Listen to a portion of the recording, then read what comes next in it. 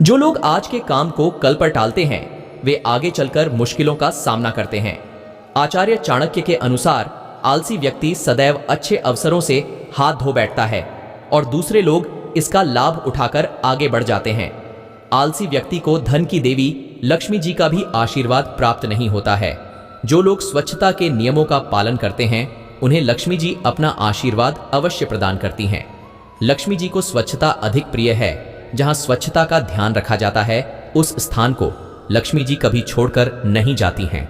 वाणी की मधुरता सभी का अच्छी लगती है। जो लोग कड़वे वचन बोलते हैं, सदैव गलत भाषा और बोली का प्रयोग करते हैं, ऐसे लोगों को कभी सम्मान प्राप्त नहीं होता है। इन्हें कष्ट उठाना पड़ता है। वहीं मधुर वाणी बोलने वालों को सभी प्रेम और स्नेह प्राप्त होता है। मनुष्य को यदि जीवन में सफल बनना है तो अवगुणों से जितनी जल्दी हो सके दूरी बना लेनी चाहिए। अवगुण सदैव सफलता में बाधा पहुंचाने का कार्य करते हैं। अवगुणों इंसान को नेकी के रास्ते से दूर ले जाते हैं। मनुष्य को समय के महत्व को जानना चाहिए।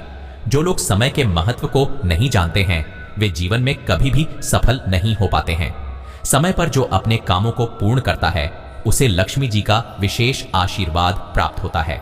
समय को बहुत ही कीमती माना गया है। जो लोग इस बात को जानते हैं वे जीवन में अपार सफलता हासिल करते हैं। संत के सत्संग में एक युवक आता था। शादीशुदा जिंदगी में सदाचार पर रोज प्रवचन सुनता लेकिन उस पर अमल नहीं कर पाता। फिर एक दिन संत ने युवक को दिया एक असंभव सा काम।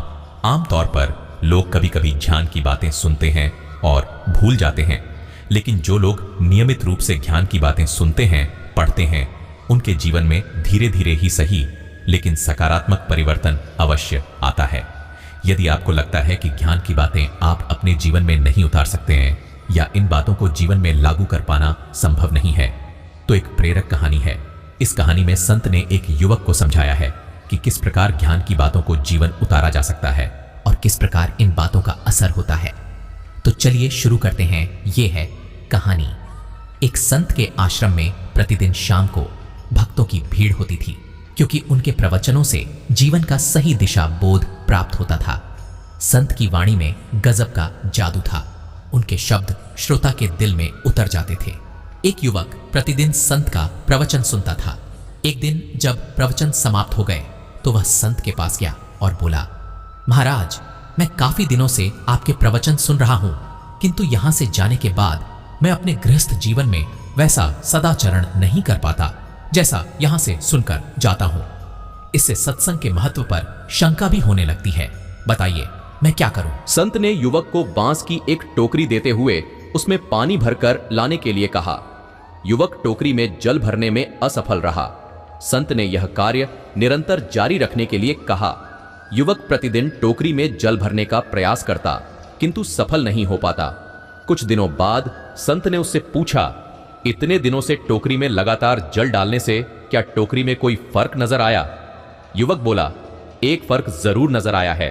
पहले टोकरी के साथ मिट्टी जमा होती थी, अब वह साफ दिखाई देती है। कोई गंदगी नहीं दिखाई देती और इसके छेद पहले जितने बड़े नहीं रह गए वे बहुत छोटे हो गए हैं। तब संत ने उसे समझाया, यदि इसी तरह उसे पानी में निरंतर डालते रहोगे तो कुछ ही दिनों में ये छेद फूलकर बंद हो जाएंगे और टोकरी में पानी भर पाओगे। इसी प्रकार जो निरंतर सत्संग करते हैं उनका मन एक दिन अवश्य निर्मल हो जाता है। अवगुणों के छिद्र भरने लगते हैं और गुणों का जल भरने लगता है। युवक ने संत से अपनी समस्या का समाधान पा लिया। निरंतर सत्संग से दुर्जन भी सज्जन हो जाते हैं, क्योंकि महापुरुषों की पवित्र वाणी उनके मानसिक विकारों को दूर कर उनमें सद्विचारों को बढ़ाती है और हमारे कुविचारों को दूर करती है।